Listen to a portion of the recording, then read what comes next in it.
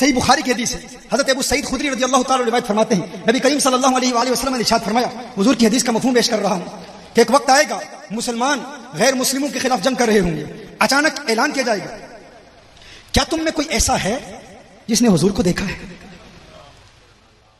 کیا تم میں کوئی ایسا ہے جس نے حضور کو دیکھا ہے؟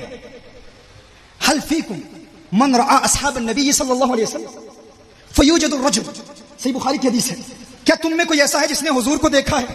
کہا ایک مرد ہوگا جو صحابی ہوگا، کہا جائے گا ہاں اس نے حضور کو دیکھا ہے۔ میرے آقا صلی اللہ علیہ وآلہ وسلم نے ارشاد فرمایا فیفتح له به، حضور نے ارشاد فرمایا کہ اس صحابی کی موجودگی کی برکت سے، اس کے وسیلے سے مسلمانوں کو جنگ میں فتح نصیب ہو۔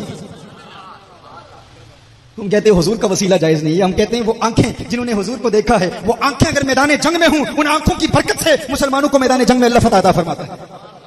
بات یہاں ختم نہیں ہوتی، حضور ارشاد فرماتے ہیں پھر ایک وقت آئے گا، پھر جنگ ہو رہی ہوگی، پھر اعلان ہوگا کیا تم میں کوئی ایسا ہے جس نے اسے دیکھا جس نے حضور کو دیکھا؟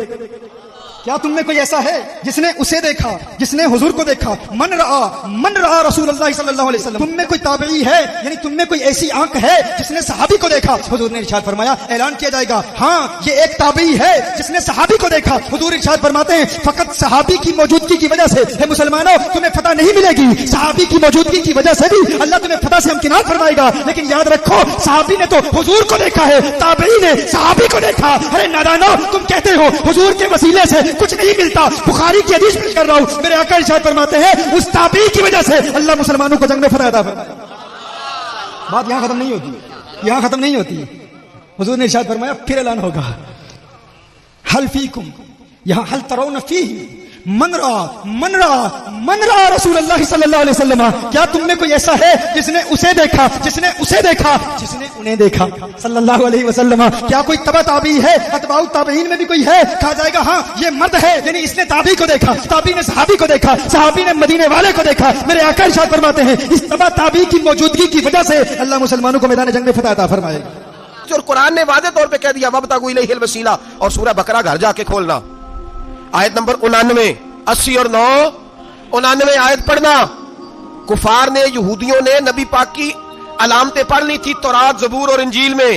اللہ کا قرآن کہتا ہے وَكَانُوا مِن قَبْلُ يَسْتَفْتِحُونَ عَلَى الَّذِينَ كَفَرُوا، فرمایا جب میرے نبی نہیں آئے تھے تو یہ یہودی میرے رسول کے وسیلے سے اللہ سے فتح مانگا کرتے تھے، اور جب یہ رسول کا وسیلہ دیتے تھے تو اللہ انہیں فتح عطا فرماتا تھا۔ حضرت عائشہ صدیقہ کے پاس لوگ آئے، آ کے عرض کیا اے اماں جی بارش نہیں ہوتی، قحط پڑ گیا ہے۔ اس بات کو نا ذرا دل کی گہرائیوں سے سننا۔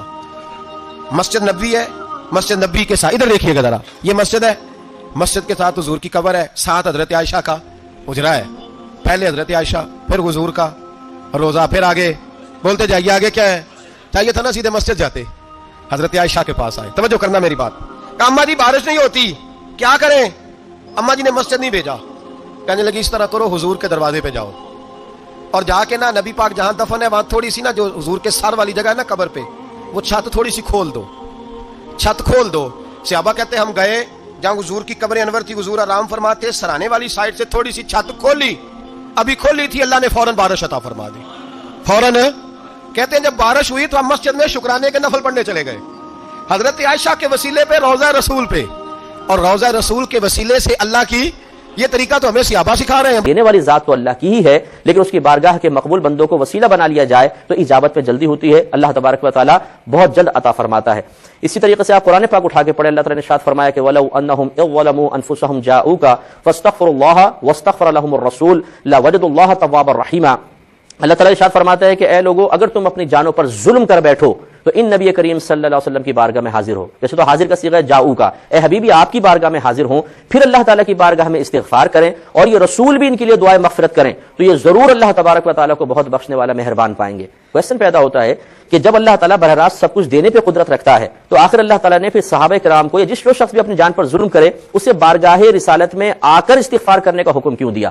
اس کا مطلب یہ ہوا کہ مشیت الہی بھی یہی ہے کہ استغفار اللہ سے ہی ہوگا، کوئی نبی کریم کی بارگاہ میں تو نہیں کر رہے تھے، لیکن نبی کریم کی بارگاہ میں آ کر جب وہ استغفار کریں گے اور نبی کریم صلی اللہ علیہ وسلم کی طلب مغفرت بھی ان کو سہارا دینے کا ایک سہارا دے گی اور وسیلہ و ذریعہ بن جائے گی، تو اللہ تعالیٰ کی طرف سے ضرور رحمت نازل ہوں گی اور وہ بخشے جائیں گے۔